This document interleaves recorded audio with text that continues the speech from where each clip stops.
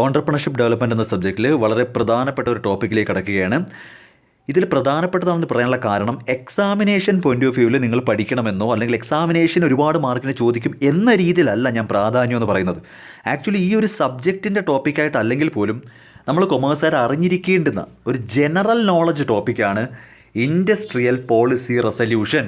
അപ്പോൾ ടോപ്പിക്കിൻ്റെ പേരാണ് industrial policy resolution. ഞാൻ ഓൾറെഡി പറഞ്ഞു, നിങ്ങൾക്ക് എക്സാം എഴുതാൻ വേണ്ടിയോ അല്ലെങ്കിൽ എക്സാം പോയിൻ്റ് ഓഫ് വ്യൂവിലോ അല്ല ഈ ഒരു ക്ലാസ്. നിങ്ങൾ ഈ ഒരു ടോപ്പിക്ക് അറിഞ്ഞിരിക്കണം. തീർച്ചയായിട്ടും എക്സാമിന് പ്രയോജനം ചെയ്യും. എന്നിരുന്നാലും എക്സാമിന് ഇത് ചോദിക്കും, വളരെ പ്രധാനപ്പെട്ടതാണ്, എക്സാമിന് വന്നിരിക്കും, അങ്ങനെയൊന്നും ഞാൻ പറയുന്നില്ല. പക്ഷേ ഈ ടോപ്പിക്കിനെ പറ്റി ഒരു ഐഡിയ ഉള്ളത് എപ്പോഴും നല്ലതാണ്. ഓക്കെ, അപ്പോൾ ഇൻഡസ്ട്രിയൽ പോളിസി റെസല്യൂഷൻ എന്നാണ് ടോപ്പിക്കിൻ്റെ പേര്.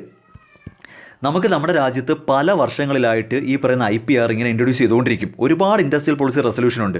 എങ്കിലും ഏറ്റവും പ്രധാനപ്പെട്ട 3 മാത്രമാണ് നമ്മളിപ്പോൾ ഡിസ്കസ് ചെയ്യുന്നത്. ഇന്ത്യയിലെ തന്നെ ഏറ്റവും പ്രധാനപ്പെട്ട IPRകൾ എന്ന് പറയുന്നത് 3 വർഷങ്ങളിലാണ്. ഓക്കെ, സോ ഈ ഇൻഡസ്ട്രിയൽ പോളിസി റെസല്യൂഷൻ എന്ന ടോപ്പിക്ക് ഞാനിപ്പോൾ പ്രധാനമായിട്ട് ഞാൻ പറഞ്ഞല്ലോ 3 IPRകളെ ഡിസ്കസ് ചെയ്യുന്നുള്ളൂ. അത് 3 ഏറ്റവും പ്രധാനപ്പെട്ടത്. അതിൻ്റെ ഏറ്റവും സിംപ്ലിഫൈഡ് വെർഷനിൽ ഞാൻ പറഞ്ഞുതരാം. നിങ്ങൾക്ക് പെട്ടെന്ന് മനസ്സിലാവുന്ന രീതിയിൽ, നിങ്ങൾക്ക് ഏറ്റവും പെട്ടെന്ന് മനസ്സിലാവുന്ന സിംപ്ലിഫൈഡ് വെർഷനാക്കി ഒരു കഥ പോലെ ഞാൻ പറഞ്ഞുതരാം. എന്താണ് ഈ IPR, ഇതെങ്ങനെയാണ് ഓരോ വർഷവും ഇങ്ങനെ മാറി മാറി മാറി വരുന്നതെന്ന്. ഓക്കെ, ഇനി അപ്പോൾ പറയുന്നത് കേട്ടോ. എക്സാമിന് പ്രധാനപ്പെട്ടതല്ല എന്നതല്ല ഞാൻ മീൻ ചെയ്തത്. ഈ കഥ ഒന്ന് കേട്ട് വെച്ചേരാം. ബൈ ചാൻസിൽ ഓപ്ഷനായിട്ട് ഇതാണ് അറ്റൻഡ് ചെയ്യേണ്ടി വരുന്നതെങ്കിൽ നിങ്ങൾക്ക് അറ്റൻഡ് ചെയ്യാം. ഓക്കെ, നമ്മുടെ ഇന്ത്യയിൽ നമുക്ക് സ്വാതന്ത്ര്യം കിട്ടുന്നത് 1947 അല്ലേ? നമുക്ക് 1947 സ്വാതന്ത്ര്യം കിട്ടി. സോ നമ്മൾ ഇൻഡിപെൻഡൻ്റ് ആയതിനു ശേഷം പിന്നീട് നമ്മുടെ കാര്യങ്ങളെല്ലാം തീരുമാനിക്കുന്നത് നമ്മുടെ രാജ്യം തന്നെയാണ്. അതുവരെ ബ്രിട്ടീഷുകാരായിരുന്നല്ലോ. അപ്പോൾ 1947 നമുക്ക് സ്വാതന്ത്ര്യം കിട്ടിയതിന് ശേഷം നമ്മൾ ഒരുപാട് പോളിസീസൊക്കെ അപ്ലൈ ചെയ്തു. അതിലേറ്റവും പ്രധാനപ്പെട്ടതായിരുന്നു ഇൻഡസ്ട്രിയൽ പോളിസി, അതായത് വ്യാവസായിക നയം എന്ന് പറയും. ഇന്ത്യയിൽ നിലവിലുള്ള ഇൻഡസ്ട്രീസ് എങ്ങനെ പെരുമാറണം, ഇന്ത്യയിൽ നിലവിലുള്ള ഇൻഡസ്ട്രീസ് എങ്ങനെയാണ് ഇനി മുന്നോട്ട് പോകേണ്ടത് തുടങ്ങി നമ്മുടെ ഇൻഡസ്ട്രീസുമായിട്ട് ബന്ധപ്പെട്ട് എങ്ങനെയാണ് ഇനി കാര്യങ്ങൾ മുന്നോട്ട് പോകേണ്ടത്, ആ ഒരു മാറ്ററാണ് ഇൻഡസ്ട്രിയൽ പോളിസി റെസല്യൂഷൻ എന്ന് ഉദ്ദേശിക്കുന്നത്. ഓക്കെ, അപ്പോൾ നമുക്ക് സ്വാതന്ത്ര്യം കിട്ടി ഒരുപാടൊന്നും വൈകിയില്ല. 1947 സ്വാതന്ത്ര്യം കിട്ടി 1 വർഷം കഴിഞ്ഞപ്പോൾ 1948 തന്നെ നമ്മൾ ആദ്യത്തെ ഇൻഡസ്ട്രിയൽ പോളിസി റെസല്യൂഷൻ കൊണ്ടുവന്നു. 1948 ഇന്ത്യയിൽ ആദ്യത്തെ IPR നിലവിൽ വരുന്നത്. സോ IPR 1948 വളരെ പ്രധാനപ്പെട്ടതാണ്. ഇതാണ് ഫസ്റ്റ് IPR. നമുക്ക് സ്വാതന്ത്ര്യം കിട്ടി 1 വർഷം കഴിഞ്ഞപ്പോൾ തന്നെ നമ്മൾ ഇന്ത്യയിൽ സ്വന്തമായിട്ടൊരു ഇൻഡസ്ട്രിയൽ പോളിസി ഡെവലപ്പ് ചെയ്തെടുത്തു. That is IPR 1948. പക്ഷേ നിങ്ങൾ മനസ്സിലാക്കേണ്ട കേസ്, 47 നമ്മൾ ഇൻഡിപെൻഡൻ്റ് ആകുമ്പോൾ നമ്മൾ ഇൻഡിപെൻഡൻ്റ് ആയിരുന്നേ ഉള്ളൂ, റിപ്പബ്ലിക് ആയിട്ടില്ല. അതായത് നമുക്ക് രാജ്യത്തിന് സ്വന്തമായിട്ട് കോൺസ്റ്റിറ്റ്യൂഷൻ വന്നിട്ടില്ല. അത് വന്നത് 1950. അപ്പോൾ ഇന്ത്യ റിപ്പബ്ലിക് ആവുന്നത് 1950. അപ്പോൾ ഇൻഡിപെൻഡൻ്റ് ആയതിനു ശേഷം നമ്മുടെ രാജ്യം കണ്ട വലിയൊരു മാറ്റമായിരുന്നു, നമ്മൾ റിപ്പബ്ലിക്കായി. ഇൻഡിപെൻഡൻ്റ് ആയാൽ മാത്രം പോരാ, നമുക്ക് റിപ്പബ്ലിക് ആവണം. അതായത് സ്വന്തമായിട്ടൊരു കോൺസ്റ്റിറ്റ്യൂഷൻ വരണം. അത് 1950 വരുന്നത്. സോ അങ്ങനെ വന്നപ്പോൾ ഒരു പ്രശ്നം, ഈ 1948 കൊണ്ടുവന്ന ഇൻഡസ്ട്രിയൽ പോളിസിയിൽ ചെറിയ മാറ്റങ്ങൾ വരുത്തേണ്ടി വരും. കാര്യം അന്ന് ഇവിടെ ഇന്ത്യക്ക് ഭരണഘടന ഇല്ല. മനസ്സിലാവുന്നുണ്ടോ? 47 ഇൻഡിപെൻഡൻ്റ് ആയതിനു ശേഷമല്ലേ 48 പോളിസി വരുന്നത്. പക്ഷെ അന്ന് ഇന്ത്യക്ക് സ്വന്തമായിട്ട് കോൺസ്റ്റിറ്റ്യൂഷൻ ഇല്ല. ആ കോൺസ്റ്റിറ്റ്യൂഷൻ വന്നതിന് ശേഷം ഈ ഇൻഡസ്ട്രിയൽ പോളിസിയിൽ ചെറിയ മാറ്റങ്ങൾ വരുത്തി. സോ 1956 നമുക്ക് സ്വന്തമായിട്ടൊരു കോൺസ്റ്റിറ്റ്യൂഷൻ വന്നതിന് ശേഷം, റിപ്പബ്ലിക് ആയതിനു ശേഷം നമ്മൾ 1956 ഈ IPR വീണ്ടും ചെറിയ മാറ്റങ്ങൾ വരുത്തി. ഇതിനെയാണ് എക്കണോമിക് കോൺസ്റ്റിറ്റ്യൂഷൻ എന്ന് വിളിക്കുന്നത്. IPR 1956 സാമ്പത്തിക ഭരണഘടന എന്നും കൂടെ വിളിക്കുന്നത്. ബൈബിൾ ഓഫ് ക്യാപിറ്റലിസം എന്നൊക്കെ വിളിക്കും. ഓക്കെ, അപ്പോൾ IPR 1956 പ്രധാനപ്പെട്ടതാണ്. ഇത് വരാനുള്ള കാരണം മനസ്സിലായോ? ഇൻഡിപെൻഡൻ്റ് ആയതിനു ശേഷം നമ്മൾ 1948 IPR ആദ്യം കൊണ്ടുവരുന്നു. പക്ഷേ അന്ന് നമുക്ക് കോൺസ്റ്റിറ്റ്യൂഷൻ വന്നിട്ടില്ല. അപ്പോൾ കോൺസ്റ്റിറ്റ്യൂഷൻ വന്നതിന് ശേഷമുള്ള മാറ്റങ്ങൾ വരുത്തിയിട്ടാണ് 1956 വീണ്ടും ഒരു IPR വരുന്നത്. ഇതിന് ശേഷവും വീണ്ടും കുറേ IPR അമെൻമെൻറ്റ്സുകളും ഇൻഡസ്ട്രിയൽ ലൈസൻസിങ് പോളിസി എല്ലാം വന്നു. ഇതിനിടയ്ക്ക് കുറേ ഉണ്ട്. 70 76 പല കാര്യങ്ങളും ഉണ്ട്. എന്നിരുന്നാൽ പോലും ഇന്ത്യ കണ്ട ഏറ്റവും മഹത്തായ ഒരു മാറ്റം, ഇന്ത്യയുടെ ചരിത്രത്തിന് തന്നെ മാറ്റം കുറിക്കുന്ന ഒരു IPR എന്ന് പറയുന്നത് 1991 വരുന്നത്. ഇതാണ് ഏറ്റവും പ്രധാനപ്പെട്ട പിന്നീടുള്ള IPR 1991. ഇവിടെ സമ്പൂർണ്ണമായ മാറ്റമാണ്. 1948 നിന്ന് 1956 മാറിയതുപോലൊന്നും അല്ല. കംപ്ലീറ്റ്ലി നമ്മുടെ IPR ചേഞ്ചായി. ഇവിടെയാണ് നിങ്ങൾ LPG ഒക്കെ പഠിക്കുന്നത്. LPG മീൻസ് ഇവിടെയാണ് ലിബറലൈസേഷനും പ്രൈവറ്റൈസേഷനും ഗ്ലോബലൈസേഷനും ഒക്കെ നമ്മുടെ ഇന്ത്യ ഗവൺമെൻറ് കൊണ്ടുവരുന്നത്. അപ്പോൾ ഇങ്ങനെ പ്രധാനമായിട്ട് നമ്മൾ പഠിക്കേണ്ടത് 3 IPRകളാണ്. IPR 48, IPR 56, IPR 91. മനസ്സിലായല്ലോ? IPR 1948, IPR 1956, IPR 1991. ഇനി ഇത് പഠിക്കുന്നതിന് വേണ്ടി ഒരു എളുപ്പ വഴി എങ്ങനെയാണെന്ന് വെച്ചാൽ, എളുപ്പ വഴി മീൻസ് ഇതെങ്ങനെയാണ് ഇതിൻ്റെ ലോജിക്ക്, ഇതെങ്ങനെയാണ് മനസ്സിലാക്കേണ്ടത് പറഞ്ഞുതരാം. IPR 1948, IPR 1956, IPR 1991. ഇത് മൂന്നും ഞാനിപ്പോൾ ഓരോന്നായിട്ട് പറഞ്ഞു തരുമ്പോൾ നിങ്ങളുടെ മനസ്സിൽ നിങ്ങൾ വിചാരിക്കണം, നിങ്ങളുടെ ലോജിക്ക് എന്താണെന്ന് വെച്ചാൽ, സിമ്പിൾ ഒരു കോൺസെപ്റ്റ്. വർഷം കഴിഞ്ഞ് പോകും തോറും, അതായത് 48, 56, 56 തുടങ്ങി അങ്ങനെ മുന്നോട്ട് പോകും തോറും നമ്മുടെ ഇൻഡസ്ട്രിയൽ പോളിസി കൂടുതൽ പ്രൈവറ്റ് സെക്ടേഴ്സിനെ ഇൻവൈറ്റ് ചെയ്യുകയാണ് ചെയ്യുന്നത്. അതായത് 48 എന്നൊക്കെ പറയുന്നത് ഭയങ്കര സ്ട്രിക്റ്റ് പോളിസിയാണ്. നമ്മുടെ ഇൻഡസ്ട്രി മുഴുവനും ഗവൺമെൻറ് ഓണർഷിപ്പിൽ, ഗവൺമെൻറ് കൺട്രോളിലായിരിക്കണം. അങ്ങനെയാണ് 48 പറഞ്ഞത്. 56 വലിയ മാറ്റമൊന്നും പറഞ്ഞില്ല. പ്രധാനപ്പെട്ട എല്ലാ ഇൻഡസ്ട്രീസും ഗവൺമെൻറ്റിൻ്റെ കൺട്രോളിലായിരിക്കണം, പ്രൈവറ്റ് സെക്ടേഴ്സ് അങ്ങോട്ട് വരണ്ട. അപ്പോൾ തുടക്ക കാലഘട്ടത്തിൽ പ്രൈവറ്റ് സെക്ടേഴ്സിന് വലിയ പ്രാധാന്യം കൊടുത്തില്ല. എന്നാൽ മുന്നോട്ട് പോയി 91 എത്തിയപ്പോൾ സമ്പൂർണ്ണ മാറ്റം എന്താണെന്നറിയൂ? വളരെ കുറച്ച് ഇൻഡസ്ട്രീസ് ഒഴികെ ബാക്കിയെല്ലാം പ്രൈവറ്റ് സെക്ടേഴ്സിന് ഓപ്പൺ ചെയ്ത് കൊടുത്തു. നോക്കൂ, 48ലും 56ലും മെജോറിറ്റി ഇൻഡസ്ട്രിയും ഗവൺമെൻറ്റിൻ്റെ കയ്യിലായിരുന്നു. എന്നാൽ 91 എത്തിയപ്പോൾ മെജോറിറ്റി ഇൻഡസ്ട്രീസിലും പ്രൈവറ്റ് പാർട്ടിസിപ്പേഷൻ അനുവദിച്ചു. വളരെ കുറച്ച് ഇൻഡസ്ട്രീസ് മാത്രമാണ് 91 ആയപ്പോഴേക്കും ഗവൺമെൻറ്റിൻ്റെ മാത്രം കൺട്രോളിൽ വന്നത്. ഈ രീതിയിൽ വേണം പഠിക്കാൻ. മുന്നോട്ട് പോകും തോറും സർക്കാരിൻ്റെ പിടി, കൺട്രോൾ കുറേശ്ശെ അയഞ്ഞു കൊടുത്തു. പ്രൈവറ്റ് പാർട്ടീസിനോട് വന്നോളൂ എന്ന് പറഞ്ഞു. മനസ്സിലാവുന്നുണ്ടോ? അപ്പോൾ ഇന്ത്യയിലെ ഇൻഡസ്ട്രീസ് റൺ ചെയ്യാനായിട്ട് ആദ്യകാലത്ത് പ്രൈവറ്റ് പാർട്ടീസിന് വലിയ അനുവാദം കൊടുത്തില്ല. 91 ആയപ്പോഴാണ് നമ്മൾ ഇന്ന് കാണുന്ന പോലത്തെ പ്രൈവറ്റ് പാർട്ടീസ് ഇത്രയും ബിസിനസ്സുമായിട്ട് വന്നത്. അതാണ് IPRൻ്റെ മുന്നോട്ടുള്ള പോക്കിൽ നിങ്ങൾ മനസ്സിലാക്കേണ്ടത്. അപ്പോൾ 48ലേക്ക് അവസ്ഥ എന്താ? 48ലേക്ക് ഒരുവിധപ്പെട്ട എല്ലാ ഇൻഡസ്ട്രിയും സർക്കാരിൻ്റെ കയ്യിൽ തന്നെ ആയിരുന്നു. 56ലും വലിയ മാറ്റങ്ങളൊന്നുമില്ല. പ്രധാനപ്പെട്ട ഇൻഡസ്ട്രീസ് എല്ലാം തന്നെയും സർക്കാരിൻ്റെ കൺട്രോളിലായിരുന്നു. എന്നാൽ 91 ആയപ്പോൾ വളരെ കുറച്ച് ഇൻഡസ്ട്രീസ് മാത്രമാണ് സർക്കാർ ഹോൾഡ് ചെയ്യുന്നത്. ബാക്കി മുഴുവനും പ്രൈവറ്റ് പാർട്ടിസിപ്പേഷൻ അനുവദിച്ചു. ഈ ലോജിക്ക് വെച്ച് വേണം നമ്മളിത് പഠിക്കാൻ. ഓക്കെ, അപ്പോൾ 48 എന്ന് നോക്കാം. ഇതായിരുന്നു ആദ്യത്തെ പോളിസി 48. അതിൻ്റെ ഫീച്ചേഴ്സ് എന്താണെന്ന് വെച്ചാൽ ബുക്കിലോട്ട് എഴുതിക്കോണേ. ഇൻഡസ്ട്രിയൽ പോളിസി 1948 അനുസരിച്ച് നമ്മുടെ ടോട്ടൽ ഇൻഡസ്ട്രീസിനെ, നമ്മുടെ രാജ്യത്തുള്ള ടോട്ടൽ ഇൻഡസ്ട്രീസിനെ 4ആയിട്ട് ക്ലാസിഫൈ ചെയ്തു. അതൊന്ന് എഴുതി വെച്ചോ. Industrial policy resolution 1948, 1948 industrial policy അനുസരിച്ച് നമ്മുടെ ഇന്ത്യയിലുള്ള ടോട്ടൽ ഇൻഡസ്ട്രീസിനെ 4ആയിട്ട് ക്ലാസിഫൈ ചെയ്തു. Strategic industry, basic industry, important industry, then other industries. ഇതൊക്കെയാണ് പരീക്ഷയ്ക്ക് എഴുതേണ്ടത് ചോദിച്ചാൽ. 1948 പോളിസിയിലെ പ്രത്യേകത, ഒന്ന്, നമ്മുടെ ടോട്ടൽ ഇൻഡസ്ട്രി 4 കാറ്റഗറി ആക്കി. ഏതൊക്കെയാണ് 4 കാറ്റഗറി? സ്ട്രാറ്റജിക് ഇൻഡസ്ട്രി എന്നൊരു കാറ്റഗറി ഉണ്ട്, ബേസിക് ഇൻഡസ്ട്രി ഉണ്ട്, ഇമ്പോർട്ടൻ്റ് ഇൻഡസ്ട്രി ഉണ്ട്, ദെൻ ഓൾ അതർ ഇൻഡസ്ട്രീസ്. ഇതിൽ സ്ട്രാറ്റജിക് ഇൻഡസ്ട്രി എന്ന് പറയുന്ന ഹെഡിൽ പ്രധാനമായിട്ടും ഇന്ത്യയുടെ ഏറ്റവും പ്രധാനപ്പെട്ട സെക്ടേഴ്സാണ് ഒരു 3 എണ്ണം. സ്ട്രാറ്റജിക് ഇൻഡസ്ട്രിയിൽ 3 ഇൻഡസ്ട്രീസിനെ കൊണ്ടുവന്നു. Arms and ammunition, atomic energy, railway. ഇത് 3 എണ്ണം ഒരു കാരണവശാലും പ്രൈവറ്റ് പാർട്ടീസിനെ എത്തി നോക്കാൻ പോലും അനുവാദം കൊടുത്തില്ല. നോക്കൂ, ഏറ്റവും പ്രൊട്ടക്റ്റ് ചെയ്ത് നിൽക്കേണ്ടതാണ്. അറ്റോമിക് എനർജി, ആംസ് ആൻഡ് അമ്നീഷനൊക്കെ ഗവൺമെൻറ് കൺട്രോൾ മാത്രം. അപ്പോൾ ഈ സ്ട്രാറ്റജിക് ഇൻഡസ്ട്രിക്കകത്ത് 3 എണ്ണം. കാരണം മനസ്സിലാവുന്നുണ്ടോ? ഇന്ത്യയിലെ മൊത്തം ഇൻഡസ്ട്രീസിനെ എത്രയായിട്ട് ക്ലാസിഫൈ ചെയ്തു? 4ആയിട്ട്. ഇന്ത്യയിലെ മൊത്തം ഇൻഡസ്ട്രീസിനെ 4ആയിട്ട് ക്ലാസിഫൈ ചെയ്തു. Strategic industry, basic industry, important industry, all other industries. അതിൽ തന്നെ സ്ട്രാറ്റജിക് ഇൻഡസ്ട്രീസിനകത്ത് 3 എണ്ണം. സ്ട്രാറ്റജിക് ഇൻഡസ്ട്രീസിനകത്ത് 3 ഇൻഡസ്ട്രീസ് ഏതൊക്കെ വരും? Arms and ammunitions, atomic energy, railway. ഇത് 3ഉം സെൻട്രൽ ഗവൺമെൻറ്റിൻ്റെ മൊണോപ്പൊളിയാണ്. സെൻട്രൽ ഗവൺമെൻറ് വിട്ട് കൊടുക്കില്ല, അത് കംപ്ലീറ്റ്ലി അവരുടെ കയ്യിലാണ്. സ്ട്രാറ്റജിക് ഇൻഡസ്ട്രി പൂർണ്ണമായിട്ടും സെൻട്രൽ ഗവൺമെൻറ്റിൻ്റെ കൈവശം തന്നെ ആയിരിക്കും. 48 കാര്യമാണേ. അടുത്ത കാറ്റഗറിയാണ് ബേസിക് അല്ലെങ്കിൽ കീ ഇൻഡസ്ട്രി. അതിനകത്ത് 6 ഇൻഡസ്ട്രി ഉണ്ട്. ബേസിക് ഇൻഡസ്ട്രിക്ക് അകത്ത് വീണ്ടും 6 എണ്ണം ഉണ്ട്. Coal, iron and steel, aircraft manufacturing, ship building, manufacture of telephone, telegraph and wireless apparels and mineral oil. ഇങ്ങനെ 6 എണ്ണം. എങ്ങനെയൊക്കെ 6 എണ്ണം?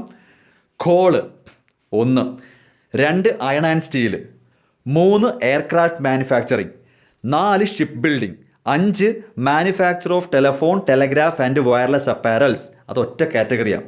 6 മിനറൽ ഓയിൽ. ഇങ്ങനെ 6 ഇൻഡസ്ട്രീസിനെ പിടിച്ച് ബേസിക് ഓർ കീ ഇൻഡസ്ട്രി എന്ന് പറഞ്ഞിട്ട് കാറ്റഗറൈസ് ചെയ്തു. അവിടെ തീരുമാനമെടുത്ത് ഇങ്ങനെയാണ്: it was decided that new industries in this category would be set up only by the central government. ഇനി 1948 മുതൽ ഈ പറയുന്ന കോൾ ഇൻഡസ്ട്രിയിലോ അയൺ ഇൻഡസ്ട്രിയിലോ എയർക്രാഫ്റ്റ് മാനുഫാക്ചറിങ്ങിലോ അങ്ങനെയുള്ള ഈ 6 കാര്യത്തിൽ ഇനി എന്തെങ്കിലും ഒരു പുതിയ ഇൻഡസ്ട്രി, ഒരു പുതിയ ബിസിനസ് തുടങ്ങണമെങ്കിൽ അത് സെൻട്രൽ ഗവൺമെൻറ്റിനെ പറ്റൂ. പക്ഷേ അതുവരെ ഏതെങ്കിലും ഒരു പ്രൈവറ്റ് സെക്ടർ ഇത് നടത്തിക്കൊണ്ടിരിക്കുവാണെങ്കിൽ അവർക്ക് തുടരാം.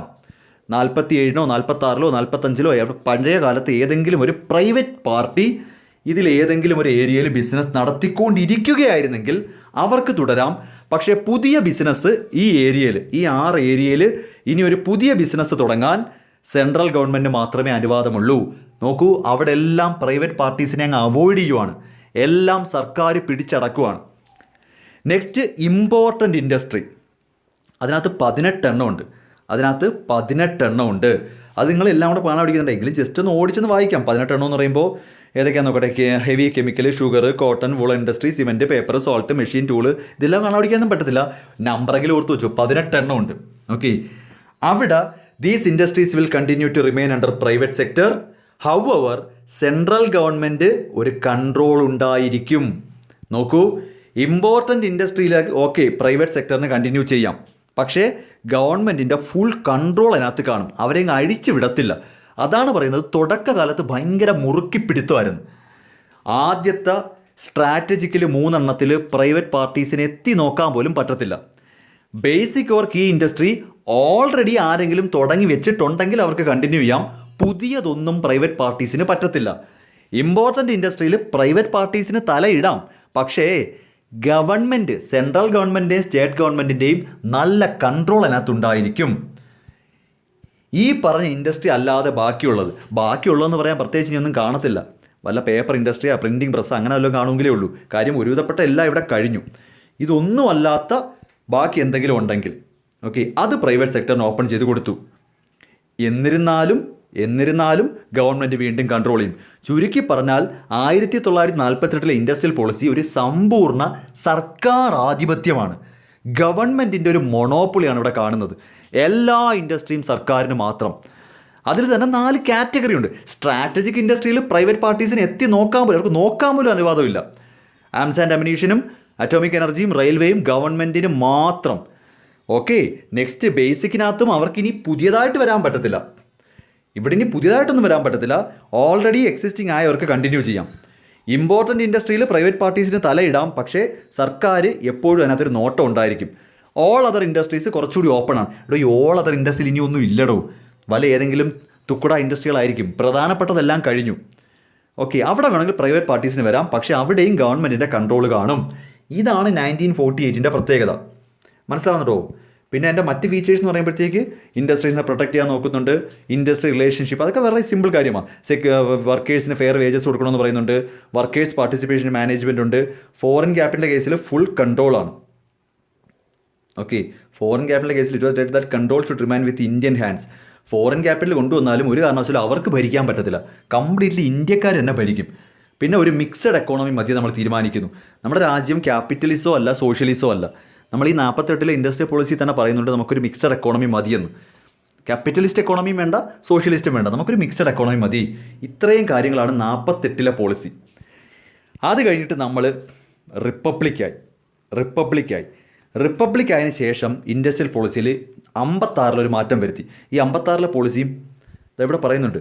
നമ്മുടെ കോൺസ്റ്റിറ്റ്യൂഷൻ വന്നു അതിനുശേഷമാണ് ഈ പറയുന്ന 56 പോളിസി വരുന്നത്. 56 പോളിസിക്ക് ഭയങ്കര പ്രത്യേകത ഇത് കണ്ടോ, എക്കണോമിക് കോൺസ്റ്റിറ്റ്യൂഷൻ അറിയപ്പെടുന്നത് തന്നെ, ബൈബിൾ ഓഫ് സ്റ്റേറ്റ് ക്യാപിറ്റലിസം, ഇങ്ങനെയൊക്കെ. അത് വളരെ പ്രധാനപ്പെട്ടത്. ഈ 48 പോളിസിയെക്കാളും കുറച്ചുകൂടി പ്രധാനപ്പെട്ടതാണ് 56. കാര്യം 48 പോളിസിയിൽ ഇന്ത്യക്ക് കോൺസ്റ്റിറ്റ്യൂഷൻ ഇല്ല, ഇന്ത്യക്കൊരു ഭരണഘടന ഇല്ലാതെയാണ് ആ പോളിസി എഴുതി വെച്ചിരിക്കുന്നത്.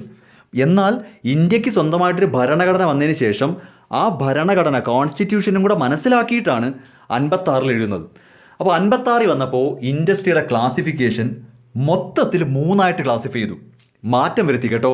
ഇന്ത്യയിലെ മൊത്തം ഇൻഡസ്ട്രീസിനെ നേരത്തെ 4 ക്ലാസിഫൈ ചെയ്തത്. നോക്കൂ, 1948 നമ്മൾ ടോട്ടൽ ഇൻഡസ്ട്രീസിനെ 4 ക്ലാസിഫൈ ചെയ്ത, സ്ട്രാറ്റജിക്, ബേസിക്, ഇമ്പോർട്ടൻ്റ്, അതർ. ഇവിടെ 3 56 ആയപ്പോൾ അത് 3 schedule A, schedule B, schedule C. Schedule A, schedule B, schedule C, ഇങ്ങനെ 3 അതിൽ ഷെഡ്യൂൾ എയിൽ 17 ഇൻഡസ്ട്രി, ഷെഡ്യൂൾ എയിൽ 17 ഇൻഡസ്ട്രി. ആ 17ൽ arms and ammunition, atomic energy, railway, air transport ഇതെല്ലാം ഗവൺമെൻറ് മൊണോപ്പൊളി തന്നെ. ഇതെല്ലാം ഒരു മാറ്റവും. ഷെഡ്യൂൾ എക്കകത്ത് 17 ഇൻഡസ്ട്രിക്കകത്ത് വരുന്ന arms and ammunition, atomic energy, railway, air ട്രാൻസ്പോർട്ടും കൂടെ കയറ്റി. എയർ ട്രാൻസ്പോർട്ട് ഇതെല്ലാം ഗവൺമെൻറ് മൊണോപ്പൊളി തന്നെ. New units in the remaining industry would be developed by state government. ബാക്കിയുള്ള 17 4 പോയാൽ ബാക്കി 13 അത് നേരത്തെ പറഞ്ഞ പോലെ പ്രധാനപ്പെട്ട 13 തന്നെ. അതും സ്റ്റേറ്റ് ഗവൺമെൻറ് തുടങ്ങാം. അവിടെ ഒന്നും പ്രൈവറ്റ് പാർട്ടീസ് ഇല്ല. അപ്പോൾ 56 വന്നിട്ടും കഥ മാറുന്നില്ല. ഏറ്റവും പ്രധാനപ്പെട്ട 17 ഇൻഡസ്ട്രിയും അതിൽ 4 സെൻട്രൽ ഗവൺമെൻറ് മാത്രമാണ്. ബാക്കി 13 സ്റ്റേറ്റ് ഗവൺമെൻറ്റിന് ഡെവലപ്പ് ചെയ്തെടുക്കാം. ഷെഡ്യൂൾ ബിയിൽ 12 ഇൻഡസ്ട്രി, ഷെഡ്യൂൾ ബിയിൽ 12 അവിടെ പ്രൈവറ്റിനും പബ്ലിക്കിനും അവിടെ വേണമെങ്കിൽ പ്രൈവറ്റ് പാർട്ടീസിന് തലയിടാം. പക്ഷേ സ്റ്റേറ്റ് ഓൺഡ്, അതായത് നല്ല രീതിയിൽ സെൻട്രലിൻ്റെ സ്റ്റേറ്റിൻ്റെ കൺട്രോൾ അവിടെ എല്ലാം ഉണ്ടാവും. ഓക്കെ, അപ്പോൾ ഷെഡ്യൂൾ ബിയിൽ 12 ഇൻഡസ്ട്രി, ആ 12-നകത്ത് 2 പേർക്കും തലയിടാനുള്ള അധികാരമുണ്ട്. ഷെഡ്യൂൾ സിയിൽ ഓൾ അതർ ഇൻഡസ്ട്രി, അത് പ്രൈവറ്റ് പാർട്ടീസിന് തുറന്നു കൊടുത്തു. ഇവിടെയും പ്രത്യക്ഷത്തിൽ വലിയ മാറ്റമൊന്നുമില്ല. ഈ 17 ഇൻഡസ്ട്രി അങ്ങ് പിടിക്കുമ്പോൾ തന്നെ സർക്കാർ തന്നെ അധികാരികൾ. ഇവിടെ 12 പബ്ലിക്കിനും പ്രൈവറ്റിനും ഉണ്ടെങ്കിലും ഇവിടെ നല്ല രീതിയിൽ സർക്കാരിൻ്റെ കൺട്രോൾ കാണും. 12, 17, 29 ഇൻഡസ്ട്രി മൊത്തത്തിൽ പിടിച്ചു വെച്ചിട്ട് ബാക്കിയുള്ളത് നിങ്ങൾ എടുത്തോ എന്ന് പറഞ്ഞാൽ ബാക്കിയൊന്നും കാണത്തില്ല. ഉണ്ടെങ്കിൽ തന്നെ വലിയ വലിയ സംഭവങ്ങളൊന്നും ആയിരിക്കത്തില്ല. അപ്പോൾ 56 വന്നപ്പോഴും സർക്കാർ പിടി വിട്ടുകൊടുക്കുന്നില്ല. മറ്റ് ഫീച്ചേഴ്സ് എന്ന് പറഞ്ഞാൽ ഇവിടെയാണ് cottage and small scale industries development വരുന്നത്. ഇൻഡസ്ട്രിയൽ പീസ് ഇവർ ആഗ്രഹിക്കുന്നുണ്ട്. ദെൻ ഡിസ്പാരിറ്റീസ് കുറയ്ക്കാൻ നോക്കുന്നുണ്ട്. ഇവിടെയും മിക്സഡ് എക്കോണമി തന്നെയാണ് പ്രിഫർ ചെയ്യുന്നത്. ഇതാണ് 56. നിങ്ങൾ ഈ ക്ലാസിഫിക്കേഷൻ മാത്രം ഓർത്ത് വെച്ചിരുന്നാൽ മതി. അതെല്ലാം കഴിഞ്ഞ് വർഷങ്ങൾ കഴിഞ്ഞപ്പോഴാണ് വലിയ സമൂലമായ മാറ്റം, ഭയങ്കര ഡ്രാസ്റ്റിക് ചേഞ്ചാണ്. 91 ആയപ്പോൾ നേരെ കഥ തിരിയുവാണ്. എങ്ങനെയാണെന്നല്ലേ കഥ തിരിയുന്നത്? എങ്ങനെയാണെന്നല്ലേ, വളരെ കുറച്ച് ഇൻഡസ്ട്രി, നേരത്തെ പറഞ്ഞ അതൊക്കെ തന്നെ, ആ 4 ഇൻഡസ്ട്രി ഇതൊക്കെ തന്നെ. ആ 4 എയർ ട്രാൻസ്പോർട്ട് പോലും ഇപ്പോൾ വിട്ട് കളഞ്ഞു. അതിനകത്ത് ഈ പറഞ്ഞ defence, atomic energy, arms and ammunition, ഈ റെയിൽവേ, അങ്ങനത്തെ കുറച്ച് ഇൻഡസ്ട്രി ഒഴികെ ബാക്കി എല്ലാത്തിലും പ്രൈവറ്റ് പാർട്ടിസിപ്പേഷൻ അനുവദിപ്പിച്ചു. ഇവിടാണ് LPG വരുന്നത്. എല്ലാം ലിബറലൈസ് ചെയ്തപ്പോൾ പ്രൈവറ്റ് പാർട്ടീസും കൂടെ കയറി വന്നു. വിദേശ നിക്ഷേപം ഒരുപാട് സ്വീകരിച്ചു. വിദേശ രാജ്യങ്ങളിലെ കമ്പനികൾക്ക് ഇന്ത്യയിൽ ബിസിനസ് ചെയ്യാനുള്ള അധികാരം കൊടുത്തു. അങ്ങനെയാണ് നമ്മൾ ഇന്ന് ഈ കാണുന്ന ഇത്രയും വലിയ മൾട്ടിനാഷണൽ കമ്പനികൾ ഇന്ത്യയിലോട്ട് എത്തുന്നത്. അപ്പോൾ 91 ഇൻഡസ്ട്രിയൽ ഡീലൈസൻസിങ് പോളിസി കൊണ്ടുവന്നു. ഇൻഡസ്ട്രിയൽ ഡീലൈസൻസിങ് എന്ന് പറഞ്ഞാൽ സ്ട്രിക്റ്റ് ആയിട്ടുള്ള പോളിസീസ്, അതായത് പ്രൈവറ്റ് പാർട്ടീസിന് ബിസിനസ് ചെയ്യാനായിട്ട് സ്ട്രിക്റ്റ് ലൈസൻസിങ് പോളിസി എല്ലാം ഒഴിവാക്കി. എല്ലാം എന്താ പറയുക, അബാൻമെൻറ്റ് ചെയ്തു. അതായത് ഇൻഡസ്ട്രിയൽ ലൈസൻസിങ് സിസ്റ്റം കുറച്ചുകൂടി ലിബറലൈസ് ചെയ്ത് കൊടുത്തു. അതാണ് ഉദ്ദേശിക്കുന്നത്. അപ്പം കുറേ പ്രൈവറ്റ് പാർട്ടീസിന് ഇന്ത്യയിലേക്ക് ബിസിനസ് ചെയ്യാൻ പറ്റും. Then reservation of industrial sector. നോക്കൂ, അറ്റോമിക് എനർജി, മൈനിങ്, റെയിൽവേ, ഇത് 3 മാത്രമാണ് പിന്നെ റിസർവ് ചെയ്തത്. ഈ 3 ഇൻഡസ്ട്രി ഒഴികെ ബാക്കി എല്ലാ ഇൻഡസ്ട്രീസും പ്രൈവറ്റ് പാർട്ടീസിന് വിട്ടുകൊടുത്തു. അതാണ് റിസർവേഷൻ. നേരത്തെ 48-ലും 56-ലും എല്ലാം കൂടെ അങ്ങ് റിസർവ് ചെയ്ത് വെച്ചിരിക്കുമല്ലായിരുന്നോ? ഇത് തിരിച്ച് reservation. Atomic energy, mining and railway, ഈ ഒരു ഏരിയ ഒഴികെ ബാക്കിയെല്ലാം പ്രൈവറ്റ് സെക്ടറിന് ഓപ്പൺ ആക്കി കൊടുത്തു. ദെൻ പ്രൈവറ്റ് സെക്ടർ എൻ്റർപ്രൈസിൽ ഒരുപാട് റീഫോംസ് കൊണ്ടുവന്നു. അതെങ്ങനെയാണെന്ന് വെച്ച് കഴിഞ്ഞാൽ തകർച്ചയുടെ വക്കിൽ നിൽക്കുന്ന പബ്ലിക് സെക്ടർ തകർന്ന തരിപ്പണമായി നിൽക്കുന്ന പബ്ലിക് സെക്ടർ എൻ്റർപ്രൈസിലേക്ക് പ്രൈവറ്റ് പാർട്ടിസിപ്പേഷൻ സ്വീകരിച്ചു. ചിലതൊക്കെ അവർക്ക് വിറ്റു. അങ്ങനെ ഒരു റീഫോം, ഒരു പുതുക്കിപ്പണിയിൽ വന്നു. പബ്ലിക് സെക്ടർ അണ്ടർടേക്കിങ്സിൽ ഒരു മൊത്തത്തിൽ പുതുക്കിപ്പണി എന്ന് പ്രത്യേകിച്ചൊന്നുമില്ല, പ്രൈവറ്റ് പാർട്ടീസിനെ കൂടെ ക്ഷണിച്ചു എന്നേ ഉള്ളൂ. ഓക്കെ, ഫോറിൻ ഇൻവെസ്റ്റ്മെൻറ്റ് അനുവദിച്ചു. വിദേശ രാജ്യങ്ങളിലുള്ള ആൾക്കാർക്ക് അല്ലെങ്കിൽ വിദേശ രാജ്യങ്ങളിലെ കമ്പനികൾക്ക് ഫോറിൻ ഇൻവെസ്റ്റ്മെൻറ്റ് അല്ലെങ്കിൽ ഫോറിൻ ടെക്നോളജി കൊളാബറേഷൻ പഠിച്ചില്ലേ, ഫോറിൻ കൊളാബറേഷൻ അനുവദിച്ചു. ചുരുക്കി പറഞ്ഞാൽ പ്രൈവറ്റ് പാർട്ടീസ് ഇന്ത്യയിലോട്ടങ്ങ് കയറി. MRTP ആക്ട് അബോളിഷ് ചെയ്തു. മൊണോപ്പൊളി റെസ്ട്രിക്റ്റീവ് ട്രേഡ് പ്രാക്ടീസ്, അതായത് പ്രൈവറ്റ് പാർട്ടീസിന് ഇവിടെ വന്ന് മൊണോപ്പൊളി ക്രിയേറ്റ് ചെയ്യാൻ പറ്റില്ല എന്ന ആക്ട് എടുത്ത് കളഞ്ഞു. നിങ്ങൾക്ക് ഇവിടെ വന്ന് എത്ര രൂപ വേണമെങ്കിലും ബിസിനസ് ചെയ്യാമെന്നായി. ദെൻ ബ്രോഡ് ബാൻഡിങ് ഫെസിലിറ്റി, അത് ഉദ്ദേശിക്കുന്നത് നിങ്ങൾക്ക് പ്രൊഡ്യൂസ് ചെയ്യുന്ന പ്രോഡക്റ്റുകൾക്കൊന്നും ലിമിറ്റില്ല. തുടക്കത്തിൽ അങ്ങനെയൊക്കെ ഉണ്ടായിരുന്നോ, ഇത്ര പ്രോഡക്റ്റ് പ്രൊഡ്യൂസ് ചെയ്യാവൂ, ഇത്ര മാത്രമേ വിൽക്കാവൂ, ഫുൾ റെസ്ട്രിക്ഷൻ ആയിരുന്നു. അതെല്ലാം എടുത്ത് കളഞ്ഞു.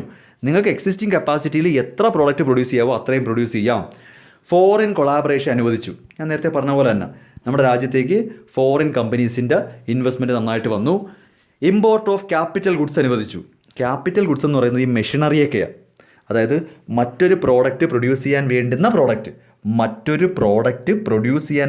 Product machinery.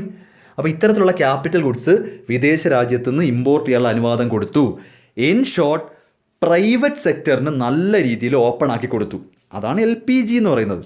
അപ്പോൾ രാജ്യത്ത് ഭയങ്കരമായിട്ട് ബിസിനസ്സുകൾ വരും, ഭയങ്കരമായിട്ട് തൊഴിലവസരങ്ങൾ കൂടി, ഒരുപാട് ഡെവലപ്മെൻറ്റ് വന്നു. അപ്പം അതാണ് നമ്മൾ ഇന്നീ കാണുന്ന ഇപ്പോൾ എത്ര കാറുകളാണ്, എത്ര TV ആണ്, എത്ര വിദേശ കമ്പനികളുടെ പ്രോഡക്റ്റ് നമ്മൾ ഉപയോഗിക്കുന്നത്. വാച്ചായാലും കാറായാലും മൊബൈൽ ഫോൺസ്, ഇതൊക്കെ ഈ പറയുന്ന 1991 പോളിസിയുടെ ആഫ്റ്റർ എഫക്റ്റാണ്. കാര്യം പ്രൈവറ്റ് പാർട്ടീസിനോട് നിങ്ങൾ ബിസിനസ് നടത്തിക്കോ, 3-4 കാറ്റഗറി ഗവൺമെൻറ് പിടിച്ചു വെക്കും, അതൊഴികെ ബാക്കിയെല്ലാം നിങ്ങൾക്ക് ഓപ്പൺ ചെയ്തു.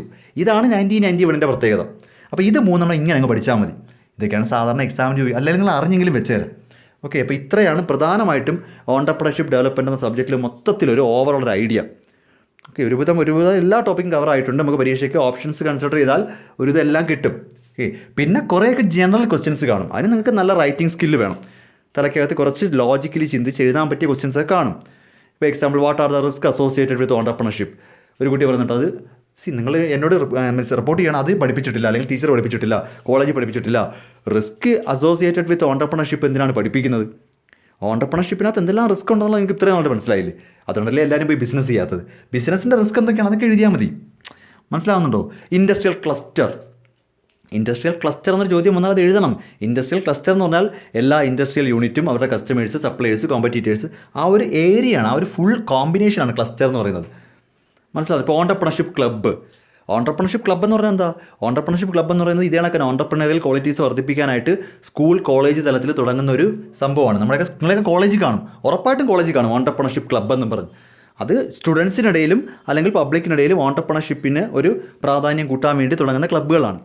ഇങ്ങനത്തെ ചോദ്യങ്ങൾ വരുമ്പോൾ നിങ്ങൾ പഠിപ്പിച്ചില്ല, കോളേജിൽ പഠിപ്പിച്ചില്ല, ഇതാണെന്ന് പറഞ്ഞിട്ട് കാര്യമൊന്നുമില്ല. അപ്പോൾ ഓൺടർപ്രണർഷിപ്പിൽ കുറച്ച് കാര്യങ്ങൾ നിങ്ങൾ ഈ പറഞ്ഞ ജനറലി അവയർനെസ് ഉണ്ടാവണം. എന്തൊക്കെയാണ് ഇപ്പോഴത്തെ പദ്ധതികൾ, എന്തൊക്കെയാണ് കേരള ഗവൺമെൻറ്, അതൊക്കെ നിങ്ങൾ പത്രം വായിച്ചൊക്കെ എടുക്കണം. അല്ലാത്ത കാര്യങ്ങളെല്ലാം നമ്മൾ കവർ ചെയ്തിട്ടുണ്ട്. ഓക്കെ, അപ്പോൾ ഇത്രയൊക്കെ വെച്ചിട്ട് നന്നായിട്ട് പഠിച്ച് നിങ്ങൾ എക്സാമിന് നല്ലപോലെ സ്കോർ ചെയ്യണം.